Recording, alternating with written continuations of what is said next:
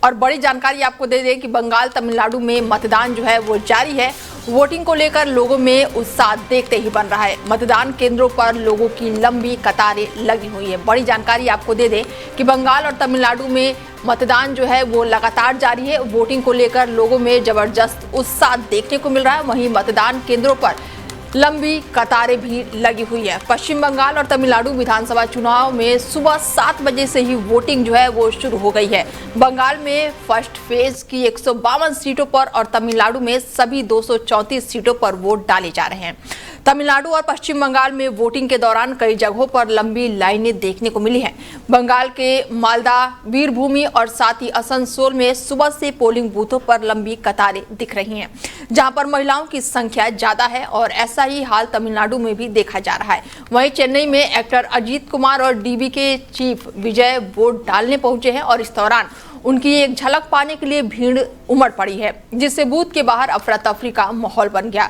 बंगाल में टीएमसी और बीजेपी के बीच मुख्य मुकाबला है और यहाँ के बूथों पर वेबकास्टिंग के जरिए चुनाव आयोग लगातार निगरानी कर रहा है। राज्य के बाकी 142 सीटों पर दूसरे फेज में 29 अप्रैल को वोटिंग होगी और रिजल्ट जो है वो 4 मई को आएंगे। बड़ी जानकारी आपको दे दें कि लगातार पश्चिम बंगाल और तमिलनाडु में सुबह 7 बजे से ही वोटिंग लगातार जारी है। ऐसे में सुरक्षा के लिहाज से बात करें तो सुरक्षा के कड़े इंतजाम किए गए हैं। वोटिंग के लिए लोगों में जबरदस्त उत्साह देखने को मिल रहा है। तमिलनाडु की अगर बात करें तो एक्टर जो है विजय वो मौके पर पहुंचे हुए हैं, वोटिंग के लिए पहुंचे हुए हैं और ऐसे में एमके स्टालिन हैं वो भी पहुंचे हुए हैं। वोटिंग को लेकर लोगों में उत्साह देखने को मिल रहा है।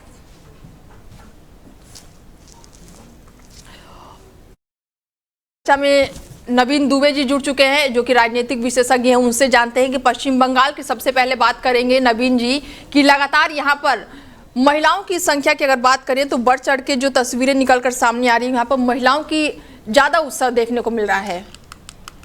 बिल्कुल अनीता जी, देखिए निश्चित तौर पर ममता बनर्जी ने जिस तरीके से वहाँ पे अपना सरकार चलाई है और महिलाओं के लिए जिस तरीके की स्कीमें दी हैं और जो नैरेटिव भारतीय जनता पार्टी ने सेट करने की कोशिश की थी बंगाल में, मुझे लगता है उसको महिलाओं ने नकार दिया है।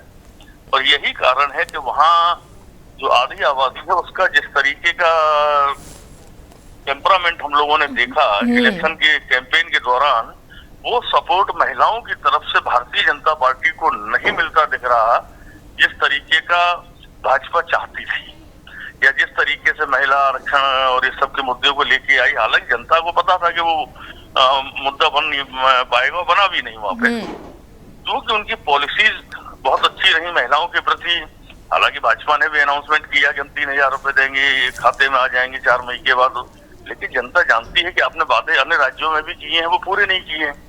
और ममता बनर्जी जो है वहाँ उनके लिए ट्राइड एंड ट्रस्टेड है। बिल्कुल उसका लाभ टीएमसी को मिलता दिखाई दे रहा है। बाकी तो परिणामों में कितना, लेकिन नवीन जी जो मुख्य मुकाबला मांगना जा रहा है वो टीएमसी और बीजेपी का ही है। कांग्रेस तो कहीं अभी दूर दूर तक दिखाई नहीं दे रही है। बिल्कुल बिल्कुल बिल्कुल, ये टोटली बाइपोलर इलेक्शन है, टीएमसी वर्सेस बीजेपी। इसमें कोई तीसरा दल नहीं है, ना कम्युनिस्ट है ना कोई है, ना कांग्रेस कहीं है। कांग्रेस 1 2 4, कांग्रेस ने कोई एग्रेसिवली चुनाव लड़ा भी नहीं है वहाँ, अगर आप देखें। बिल्कुल बिल्कुल, कहीं कोई एग्रेशन नहीं दिखाई दिया, नहीं ना ही वो टीएमसी के खिलाफ लड़ी, ना वो भाजपा के खिलाफ लड़ी। तो कांग्रेस ने तो क्या है कि उनकी जो लोकल कुछ लीडरशिप होती है जो चाहती है लड़ना, तो उन्होंने उनको अलाउ कर दिया कि ठीक है आप लड़ लीजिए। बिल्कुल, वो 2 4 5 सीटें हो सकती है जहाँ वो कुछ इम्पैक्ट कर दें या तो नवीन जी ऐसे में क्या कह सकते हैं कि ये जो पहले फेज की वोटिंग हो रही है यही प्रदेश के जो आने वाले समय में है वही तय करेगा कि राज्य में किसकी सरकार है? बिल्कुल निश्चित तौर पर देखिए 152 सीटें हैं, बड़ी निर्णायक स्थिति होती है। 50% से ज्यादा है, 294 सीटों में 293 सीट्स हैं वहाँ पे। उस हिसाब से जो मतदान चल रहा है, और ये मतदान अब क्या है कि बढ़ा हुआ परसेंटेज जो भी होता है, वो पहले हम लोग ये असेसमेंट किया करते थे कि भाई सरकार के खिलाफ जा रहा है, लेकिन कुछ आप अगर देखें 10-5 चुनावों से तो ये फेवरेबल होता है रूलिंग पार्टी के। बिल्कुल, तो ये कहीं ना कहीं एक अच्छा संकेत है। जिस तरीके से हम लोग असम की बात कर रहे थे कि असम में बहुत अच्छा टर्नआउट आया है, तो उसका ये नहीं है मतलब कि भाजपा को वहाँ कोई बड़ा नुकसान होने वाला है। तो लेकिन क्या लग रहा है कि इस बार कुछ चेंजेस होंगे नवीन जी? नहीं, चेंजेस तो देखिए ऐसा होता है, जब सरकार बनती है तो कुछ ना कुछ नया करती है, हर टेन्योर के बाद कुछ नई पॉलिसीज को लाती है, नई चीजें अडॉप्ट की जाती हैं। और बंगाल की राजनीति इस समय इसलिए बहुत महत्वपूर्ण है, बंगाल का चुनाव, कि पूरी भारतीय जनता पार्टी, बिल्कुल सारी के सारे केंद्रीय मंत्री, उनके संगठन के लोग, विश्व हिंदू परिषद, RSS, बजरंग दल, सब लगे हुए हैं। बिल्कुल। और बावजूद इसके अगर वो बंगाल में कुछ हासिल नहीं कर पाता, अगर 77 से वो 99 भी हासिल कर लेते हैं या 100 का आंकड़ा भी टच कर ले, तो ये बड़ी जीत होगी भारतीय। बिल्कुल। ऐसे में नवीन जी, जैसे आप बोल रहे हैं कि बीजेपी के तमाम दिग्गज जो है, अमित शाह से लेकर बात कर दूं, प्रधानमंत्री नरेंद्र मोदी, CM योगी आदित्यनाथ, असम के जो CM है, इन लोगों ने बढ़ चढ़कर यहाँ पर रैलियां की, एक दूसरे पर तंज कसा। तो क्या लग रहा है कि बीजेपी का ग्राफ जो है इस बार बढ़ेगा या नहीं बढ़ेगा पश्चिम बंगाल में? नहीं, बीजेपी ने एक गलती कर दी। मैं वही गलती जो 2013 में कांग्रेस ने की थी, बंगाल में बीजेपी ने वही गलती करी। बंगाल में बीजेपी ने आके नेगेटिविटी के साथ प्रचार किया, अपनी पॉजिटिविटी के साथ वो नहीं आई। सकारात्मक और नकारात्मक प्रचार होता। अगर ये सकारात्मक प्रचार के साथ आते तो शायद इनको बेटर बेनिफिट मिल सकता था, लेकिन आक्रामकता इनकी टोटली TMC और ममता बनर्जी के खिलाफ रही। अच्छा, फिर जिस तरीके से आपने ED का मिसयूज किया वो देखा है लोगों ने बंगाल के अंदर। बंगाल की जनता का थॉट प्रोसेस आप रेस्ट ऑफ इंडिया की जनता की थॉट प्रोसेस से बहुत अलग है। लेकिन नवीन जी, ठीक है नवीन जी, कल सुप्रीम कोर्ट से जैसे IPAC को लेकर यहाँ पर फटकार भी पड़ी ममता बनर्जी को, तो उसको किस तरीके से देख रहे हैं? नहीं, देखिए साहब, सुप्रीम कोर्ट फटकार मारे, ED रेड मारे, CBI रेड मारे, ये सब चीजें, ये जो संवैधानिक संस्थाएं हैं देश की, जिनको हम कहते हैं स्वायत्त संस्थाएं, बड़े लेवल पे इनकी इमेज हुआ करती थी, वो कहीं ना कहीं राजनीतिक प्रभाव से अब टिप्पणियां हो रही हैं, वो गलत है। सुप्रीम कोर्ट का काम टिप्पणियां करना नहीं है, सुप्रीम कोर्ट का काम है न्याय करना। और सुप्रीम कोर्ट को न्याय पे ध्यान देना चाहिए बजाय टिप्पणियां करने के। आपने इतनी टिप्पणियां करी हैं, क्या फर्क पड़ेगा? उत्तर प्रदेश के लिए भी कहा था, उत्तर प्रदेश जंगल राज सुप्रीम कोर्ट ने कहा था, बिल्कुल कोई फर्क पड़ा? उससे नहीं पड़ा। करप्शन के बारे में नोएडा अथॉरिटी के लिए बोला, कोई फर्क पड़ा? तो टिप्पणियां करना न्यायालय का काम नहीं है। न्यायालय को चाहिए तो वो न्याय की कसौटी पर खरा उतारते हुए निर्णय करें। बिल्कुल।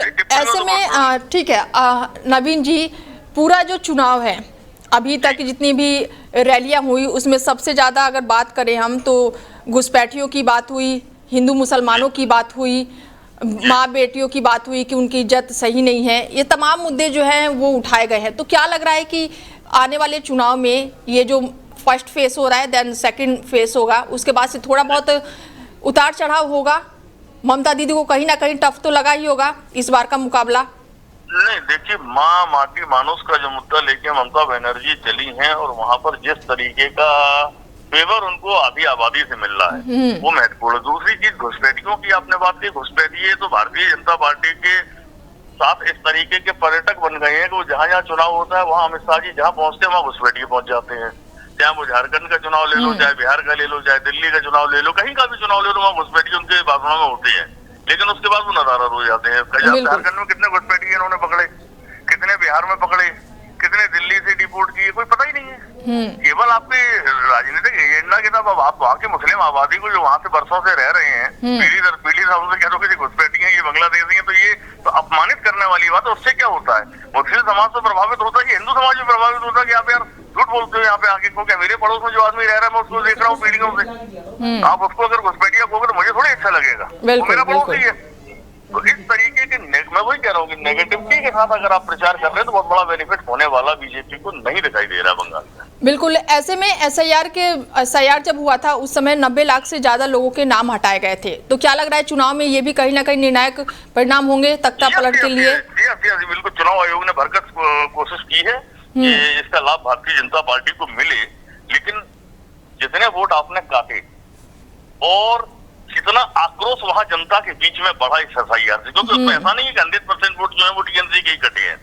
कई वोटर ऐसे होंगे जो भारतीय जनता पार्टी के भी वोटर रहे होंगे, बिल्कुल, उनका मन होगा भाजपा को वोट देने का, तो इसका इम्पैक्ट दोनों तरफ पड़ेगा, ऐसा नहीं है। लेकिन हाँ, एक थोड़ा सा एज जरूर बीजेपी को मिल सकता है। तो मैं वही कह रहा हूँ 77 से हो सकता है 90 पहुंच जाए, 100 पहुंच जाए, इससे ज्यादा बढ़ने वाली सीटें नहीं है। लेकिन इतने जो नाम कटे हैं सर, उसको लेकर अभी सप्लीमेंट्री बिल आने वाला था, उससे पहले ही वोटिंग हो गई, इसको लेकर क्या कुछ कहेंगे? नहीं, निश्चित तौर पर देखिए ऐसा है, मैं वही कह रहा हूँ कि आपने तमाम ट्रिब्यूनल बनाए, सुप्रीम कोर्ट ने उस पर अपना ऑर्डर जारी किया, बावजूद इसके इम्प्लीमेंटेशन कहाँ हुआ, कहीं दिखाई नहीं दे रहा है। तो इस देश के अंदर ये तो स्वीकार करना पड़ेगा कि आज की डेट में जिस तरीके का काम संवैधानिक संस्थाओं और न्यायालयों का होना चाहिए बिल्कुल वो नहीं हो रहा। ऐसा दिखता है कि वो सरकार के दबाव में काम कर रहे हैं। ठीक है, तमाम चर्चा के लिए बहुत शुक्रिया नवीन जी आपका। Thank you. बता दें कि पश्चिम बंगाल विधानसभा चुनाव के पहले चरण के लिए आज सुबह से ही वोटिंग जो है वो शुरू हो गई है। ऐसे में प्रधानमंत्री नरेंद्र मोदी और साथ ही गृह मंत्री अमित शाह ने भी पोस्ट करके लोगों से ज्यादा वोटिंग करने की अपील की है।